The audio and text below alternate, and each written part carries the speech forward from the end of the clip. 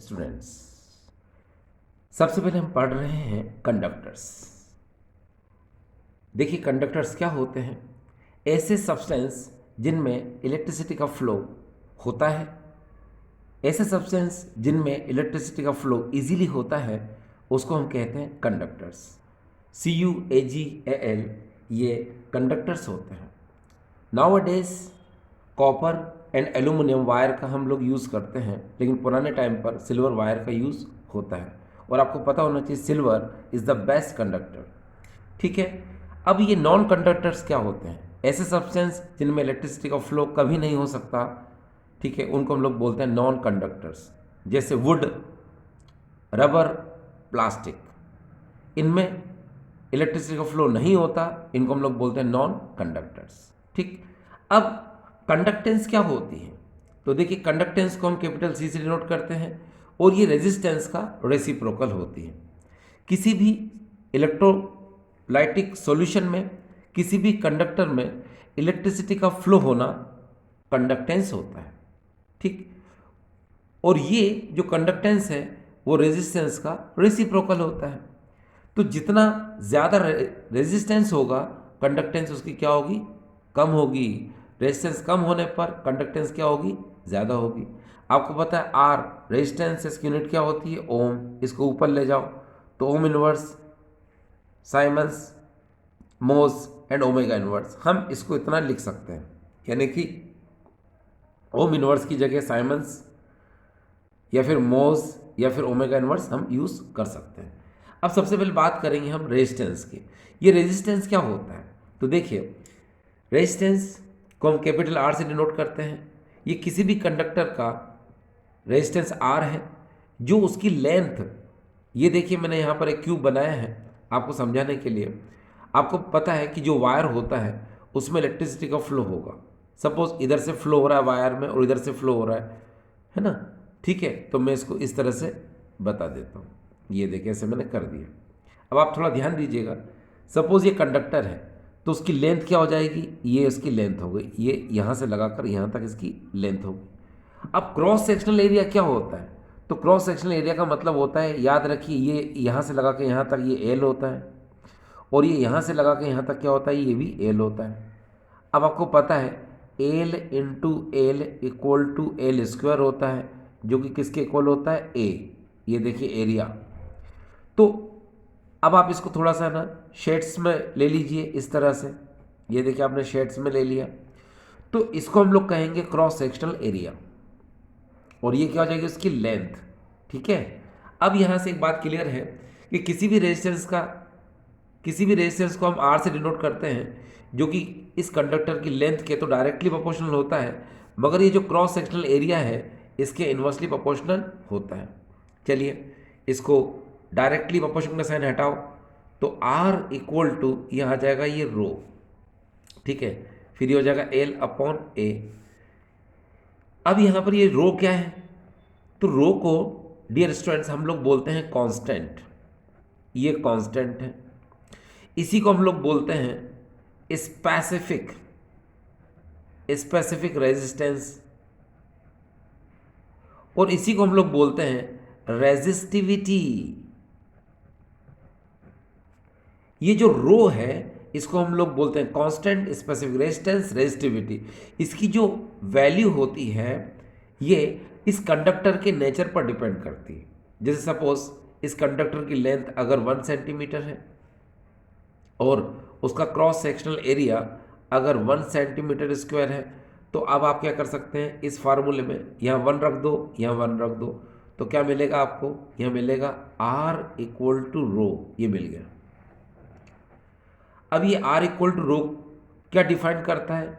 ये हमसे कहता है कि वो कंडक्टर जिसकी लेंथ L और जिसका cross sectional area A square, means अब हमने देखो L की जगह 1 सेंटीमीटर यूज़ किया, A की जगह 1 सेंटीमीटर स्क्वायर यूज़ किया, यानी 1 रख दिया, तो हमको R इक्वल टू क्या मिला? रो। तो उसको डिफाइन कैसे करेंगे? हम कहेंगे कि वो कंडक्टर जिसकी लेंथ 1 सेंटीमीटर हो और जिसका cross sectional area 1 centimetre square हो, तो उसका जो रेजिस्टेंस होगा उसी को हम कहेंगे स्पेसिफिक रेजिस्टेंस। इसको आप ऐसे भी बोल सकते हो 1 centimetre cube, 1 centimetre cube conductor का जो रेजिस्टेंस है उसको हम लोग कहेंगे specific resistance. 1 centimetre cube solution का जो रेजिस्टेंस है उसको कहेंगे हम स्पेसिफिक रेजिस्टेंस। ठीक, अब इसकी यूनिट कैसे निकाली जाए, तो इसकी यूनिट मैं यहाँ निकाल के बताता हूँ। इसकी यूनिट निकालने के लिए आप ये जो देख रहे हैं इसका आप यूज़ करिए, क्योंकि इसके अंदर रो है और इसी की आपको यूनिट निकालना है। तो पहले तो आप इसको ऐसे लिख दीजिए, देखिए ऐसे R equal to rho L upon A, ऐसे लिख दिया। अब आपको रो की यूनिट निकालना है तो रो को वहीं रहने दो, ठीक है। ए को R के पास लाओ और L को इसके नीचे लाओ, ये नीचे लाए। अब आप इनकी यूनिट लिख दो। ए की यूनिट क्या होती है सेंटीमीटर स्क्वायर, आर की यूनिट मैंने बताई थी ओम, ठीक है, और एल की बताई थी मैंने सेंटीमीटर। काट दो इसको, 1 सेंटीमीटर ऊपर अभी बचेगा, तो ये रो इक्वल टू जो है क्या आ जाएगा ओम सेंटीमीटर, ये इसकी यूनिट हो गई। अब आप ध्यान से देख लीजिए कि रो की यूनिट क्या होती है ओम सेंटीमीटर। तो अभी जो आपने पढ़ा वो रेजिस्टेंस और स्पेसिफिक रेजिस्टेंस था। कभी कभी ये क्वेश्चन उठता है कि सर अगर एग्जाम में क्वेश्चन आ जाए कि व्हाट इज़ द रेजिस्टेंस, तो कितना लिखना पड़ेगा, और स्पेसिफिक रेजिस्टेंस आता है या फिर रेजिस्टिविटी आता है तो कितना लिखना पड़ेगा। तो मैं कहूँगा डियर आप तो पूरा लिख दीजिए, कहाँ से, रेजिस्टेंस से लगाकर जितना मैंने पढ़ा है आपको वहाँ तक, और उसकी यूनिट भी निकाल दीजिए, क्योंकि रेजिस्टेंस के अंदर ही स्पेसिफिक रेजिस्टेंस होता है। ठीक है, चलिए अब हम बात करेंगे टाइप्स ऑफ कंडक्टेंस की। तो आप बहुत अच्छे से जानते हो कि जो कंडक्टेंस है ये 3 टाइप के होते हैं। पहला specific conductance, second equivalent conductance, और थर्ड होता है मोलार कंडक्टेंस। तो सबसे पहले हम बात करेंगे यहाँ पर स्पेसिफिक कंडक्टेंस की। अब देखिए स्पेसिफिक कंडक्टेंस क्या होता है, चलिए शुरुआत करते हैं हम यहाँ पर स्पेसिफिक कंडक्टेंस की। अब यहाँ पर जो स्पेसिफिक कंडक्टेंस है, तो ये स्पेसिफिक कंडक्टेंस को हम जो डिनोट करते हैं वो कप्पा से करते हैं, और ये स्पेसिफिक रेजिस्टेंस का रेसिप्रोकल होता है। ये देखिए स्पेसिफिक कंडक्टेंस को हम कप्पा से डिनोट करते हैं, इसको बोलते हैं हम कप्पा, KAPPA कप्पा, और ये स्पेसिफिक रेजिस्टेंस का रेसिप्रोकल होता है। ये देखिए अब आप क्या करेंगे, अब आप जानते हैं, ये देखिए because R equal to rho L upon A होता है। आपको रो की वैल्यू लिखना है तो यहाँ इसको सेट करो, कैसे, यहाँ पर रो इक्वल टू ये हो जाएगा A into R upon small L, ठीक है। तो इस रो की जगह पर आप इतनी वैल्यू लिख दो, लिखो जरा कितना होगा, ये कप्पा इक्वल टू 1 अपॉन ये हो जाएगा A into R upon small L. ये देखिए ये हो गया, भाई आपने रो की जगह पे इतनी वैल्यू लिखी A into R upon L, है ना। ये देखिए तो लार्ज अपॉन ये है, ठीक है, तो ये एल कहाँ चला जाएगा ऊपर। अब अगर ऐसा हो गया तो देखिए जरा क्या होगा, ये देखिए kappa equal to L upon A into R, ये हो गया। अब इसको और कैसे लिख सकते हैं हम, देखिए ये हो जाएगा kappa equal to L upon A into 1 upon R, ये हो गया। फिर आप इसको कैसे लिख सकते हो, kappa equal to L upon A, आपको पता है यहाँ पर सी इक्वल टू क्या होता है, ये देखिए 1 अपॉन आर होता है, तो आप इसकी जगह सी लिख सकते हैं, ये आपने सी लिख लिया। अब क्या करेंगे आप, यहाँ पर suppose L equal to 1 centimetre ले लो और A equal to 1 centimetre square ले लो, पुट करो तो कप्पा इक्वल टू क्या मिलेगा आपको सी। ये देखिए अब इसको डिफाइन कैसे करेंगे, इसको डिफाइन ऐसे कर सकते हो, वो कंडक्टर जिसकी लेंथ 1 सेंटीमीटर और cross sectional area 1 centimetre square हो, तो जो उसकी कंडक्टेंस होगी उसी को हम कहेंगे स्पेसिफिक कंडक्टेंस, जिसको कि हम कप्पा से डिनोट करते हैं। या फिर ऐसे भी बोल सकते हो 1 सेंटीमीटर क्यूब सॉल्यूशन की जो कंडक्टेंस है वो उसकी स्पेसिफिक कंडक्टेंस होती है। या फिर ऐसे ही बोल सकते हो स्पेसिफिक कंडक्टेंस स्पेसिफिक रेजिस्टेंस का रेसिप्रोकल होता है। ठीक है, चलिए अब हम इसकी यूनिट की बात करते हैं। तो यूनिट के लिए देखिए आपको करना क्या है, आप यूनिट यहाँ से इसको निकाल सकते हैं। ठीक है, तो देखिए मैं यूनिट निकालने के लिए इसको यूज़ कर रहा हूँ, यूनिट्स इसको यूज़ कर रहा हूँ। देखिए kappa equal to L upon A into C. ठीक है, अब वैल्यू रख दो, एल की यूनिट होती है सेंटीमीटर, ए की होती है सेंटीमीटर स्क्वायर और सी की होती है ओम इनवर्स। ये देखिए सेंटीमीटर से 1 सेंटीमीटर कैंसिल, अब नीचे सेंटीमीटर बचेगा, चलो मैं लिख देता हूँ, ये 1/सेंटीमीटर इंटू ओम इनवर्स। ठीक डियर, अब नेचुरल सेंटीमीटर ऊपर जाएगा तो क्या होगा, ये देखिए kappa equal to ohm inverse centimetre inverse. ये देखिए आगे आप इसकी यूनिट एक तरीके से और निकाल सकते थे, पूछो कैसे, यहाँ से देखिए, यहाँ से भी निकाल सकते थे, देखो यहाँ से ही बताया था मैं आपको, आपको पता है, आप जानते हैं। ये देखिए एक बार और, कप्पा इक्वल टू 1/रो होता है, और मैंने आपको बताया था रो की यूनिट क्या होती थी यार, ये देखिए ओम सेंटीमीटर होता है ना। देखिए देखिए ये ओम सेंटीमीटर, तो यू कैन पुट हियर, तो कप्पा इक्वल टू 1/ओम सेंटीमीटर। अब नेचुरली ऊपर जाएगा तो क्या होगा, kappa equal to ohm inverse centimetre inverse. तो आपके पास तो ऑप्शन है यूनिट निकालने के। ठीक है, तो ये जो आपने अभी स्टडी की, ये पढ़ा था आपने स्पेसिफिक कंडक्टेंस। ठीक है, अब हम बात करेंगे यहाँ पर इक्विवेलेंट कंडक्टेंस की बात करते हैं।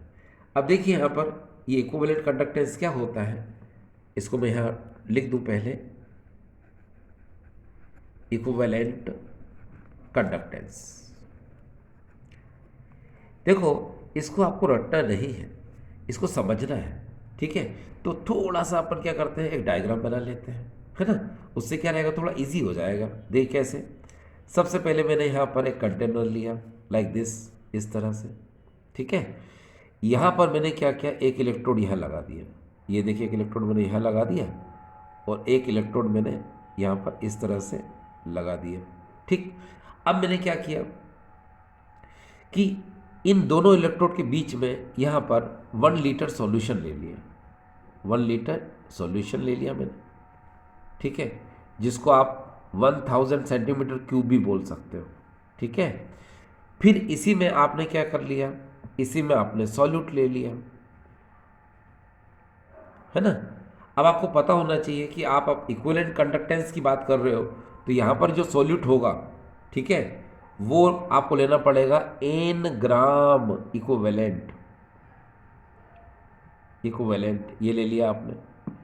ठीक है, आपको पता है कि ये 2 इलेक्ट्रोड हैं, एक एनोड है इसमें और एक क्या है, कैथोड है, तो इनको हम लोग बोलेंगे पैरेलल इलेक्ट्रोड्स, ये पैरेलल इलेक्ट्रोड्स हैं। दूसरी बात, इन दोनों इलेक्ट्रोडों की जो बीच की डिस्टेंस है डियर, वो होती है 1 सेंटीमीटर, यानी 1 सेंटीमीटर की इनकी आपस में क्या रहती है, डिस्टेंस रहती है।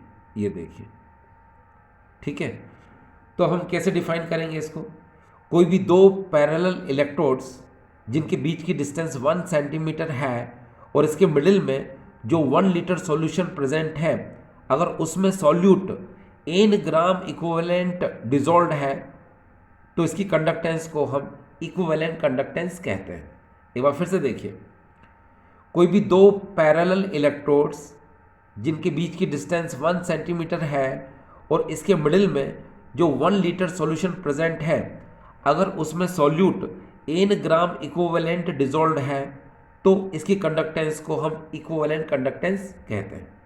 अब ये जो इक्विवेलेंट कंडक्टेंस है, इसको हम लैम्डा EQ से डिनोट करते हैं, और ये होता है कप्पा इंटू वी। वी का मतलब यहाँ पर क्या है, नॉर्मल वॉल्यूम से। अगर आप ध्यान से देखें तो ये किसको रिप्रेजेंट करता है, नॉर्मलिटी को। ठीक है, तो ये वॉल्यूम कौन सा हुआ, नॉर्मल वॉल्यूम। ठीक है, मतलब इसको हम कह सकते हैं V is the volume in which 1000 centimetre cube solution contain n gram equivalent. ये इतना लिख दीजिए आप। अब आपको पता है कि V इक्वल टू ये है, ठीक है, आप इसकी जगह पुट कर सकते हो। तो देखिए ये लैम्डा EQ। हम एक काम और करें कि साथ साथ में इसकी यूनिट भी निकालते चलते हैं। ठीक है, तो मैंने लिखा है यहाँ पर कप्पा, और आपको पता कप्पा की यूनिट क्या होती है, ओम इनवर्स सेंटीमीटर इनवर्स। अब V की वैल्यू इतनी रख दीजिए, तो यहाँ क्या हो जाएगा 1000 सेंटीमीटर क्यूब, और यहाँ हो जाएगा n ग्राम इक्विवेलेंट। ये देखिए, अब आप क्या करेंगे, सुनिए, ये है यहाँ पर लेमडा ई क्यूब, कप्पा को आपने बाहर ले लिया, 1000 को भी आपने बाहर ले लिया, है ना, ये कांस्टेंट वैल्यूज़ हैं, एन को भी आपने बाहर ले लिया। ठीक, अब देखिए ओम इनवर्स, यहाँ अकेला ओम इनवर्स है और इधर कहीं पर भी नहीं है, तो हमने लिखा है यहाँ पर ओम इनवर्स। अब देखिए सेंटीमीटर इनवर्स है और सेंटीमीटर क्यूब है, तो सेंटीमीटर क्यूब से सेंटीमीटर इनवर्स हट जाएगा, तो यहाँ हो जाएगा सेंटीमीटर स्क्वायर। अब यहाँ पर ग्राम इक्विवेलेंट नीचे था, इसको ऊपर ले चलो, तो ग्राम इक्विवेलेंट, ये पूरा का पूरा क्या हो जाएगा डियर, इन्वर्स में हो जाएगा। तो ये इसकी क्या आ गई, यूनिट आ गई। ठीक, और ये इसका क्या आ गया, इक्विवेलेंट कंडक्टेंस का डेरिवेशन आ गया। इसके थ्रू क्या कर सकते हैं आप, इसके थ्रू आप न्यूमेरिकल सॉल्व कर सकते हो। ठीक, अब हम बात करेंगे डियर मोलार कंडक्टेंस की। ये देखिए मोलार कंडक्टेंस, ये मोलार कंडक्टेंस है, इसको भी समझने के लिए आपको करना क्या है, बिल्कुल सेम डायग्राम बनाना पड़ेगा, बिल्कुल सेम ऐसे ही रहेगा, बस सॉल्यूट में यहाँ पर आएगा एम मोल आ जाएगा। क्या आएगा डियर, एम मोल। फिर से सुनिए, क्या आएगा, एम मोल। तो डेफिनेशन क्या होगी, सुनिए, अब आपने सॉल्यूट में क्या ले लिया, एम मोल ले लिया, है ना। तो डिफाइन कैसे करेंगे, कोई भी दो पैरेलल इलेक्ट्रोड्स जिनके बीच की डिस्टेंस 1 सेंटीमीटर है और इसके मिडिल में जो 1 लीटर सॉल्यूशन है, अगर सॉल्यूट का एम मोल डिजॉल्व है, तो उसकी कंडक्टेंस को हम मोलर कंडक्टेंस कहते हैं। ठीक, और मोलार कंडक्टेंस को हम लेमडा एम से डिनोट करते हैं। ये देखिए, ये लेमडा एम से डिनोट करते हैं, और ये लेमडा एम इक्वल टू होता है कप्पा इंटू वी एम। अब यहाँ पर वॉल्यूम कौन सा है, मोलार वॉल्यूम, क्योंकि अब आप मोलारिटी की बात कर रहे हो। ठीक है, अब बिल्कुल सेम सिचुएशन, मोलार वॉल्यूम में क्या होगा कि V M is the solution, is the volume of solution in which 1000 centimetre cube solution contain M mole of solute, यानी वी एम की जगह अब आप इसको पुट कर सकते हो। ठीक है, तो चलो रखो जल्दी से, ये जगह lambda M equal to kappa into इसकी वैल्यू रखो 1000 centimetre cube upon M mole. अब हम क्या कह रहे हैं आपसे कि हम डायरेक्ट यूनिट भी निकालेंगे, तो डायरेक्ट वैल्यू भी लिखते जाइए और यूनिट भी लिखते जाइए। लेमडा एम, कप्पा की यूनिट क्या होती है, ओम इनवर्स सेंटीमीटर इनवर्स। ठीक है, बाकी तो ऐसा कैसे ही है, 1000 सेंटीमीटर क्यूब और नीचे आ जाएगा एम मोल। ये देखिए, अब कांस्टेंट वैल्यू को एक साथ लिख लो, lambda M equal to kappa into 1000 upon M. अब देखिए ओम इनवर्स पूरे में एक ही है, तो यहाँ लिख सकते हैं हम ओम इनवर्स। सेंटीमीटर क्यूब से सेंटीमीटर इनवर्स कैंसिल, तो सेंटीमीटर स्क्वायर बचेगा। मोल को ऊपर ले चलो, ये मोल को ऊपर लेके जाना है बस, तो क्या हो जाएगा, ये मोल इनवर्स। ये इसकी यूनिट भी आ गई, और ये डेरिवेशन है जिसके थ्रू क्या होता है, न्यूमेरिकल सॉल्व होते हैं। ठीक है, तो ये भी आपको बिल्कुल क्लियर हो चुका है। यहाँ पर भी आपको मोलर कंडक्टेंस में कोई प्रॉब्लम बिल्कुल नहीं आनी चाहिए। ठीक, अब हम बात करेंगे सेल कांस्टेंट की। ये देखिए, ये है सेल कांस्टेंट। ये सेल कांस्टेंट क्या होता है, तो देखिए इसको आप दो तरह से रिप्रेजेंट करेंगे। पहला रिप्रेजेंटेशन क्या होता है, सुनिए, पहला रिप्रेजेंटेशन ये है कि किसी भी कंडक्टेंस सेल में दोनों इलेक्ट्रोड्स के बीच की डिस्टेंस L और किसी एक इलेक्ट्रोड का cross sectional area small a का जो रेशियो होता है, इसको हम लोग बोलते हैं सेल कांस्टेंट। आप यूनिट रख दो इसकी, ये देखिए, यहाँ हो जाएगा क्या, सेंटीमीटर, यहाँ हो जाएगा क्या, सेंटीमीटर स्क्वायर, काटो तो 1 अपॉन सेंटीमीटर, इसको ऊपर ले चलो तो सेंटीमीटर इनवर्स। एक तो आप इस तरह से सेल कांस्टेंट को निकाल सकते हो, और दूसरा इससे पहले आप पढ़ चुके हैं, शायद आपको याद हो कैसे। ये देखिए, ये है स्पेसिफिक कंडक्टेंस और ये है conductance into L upon A।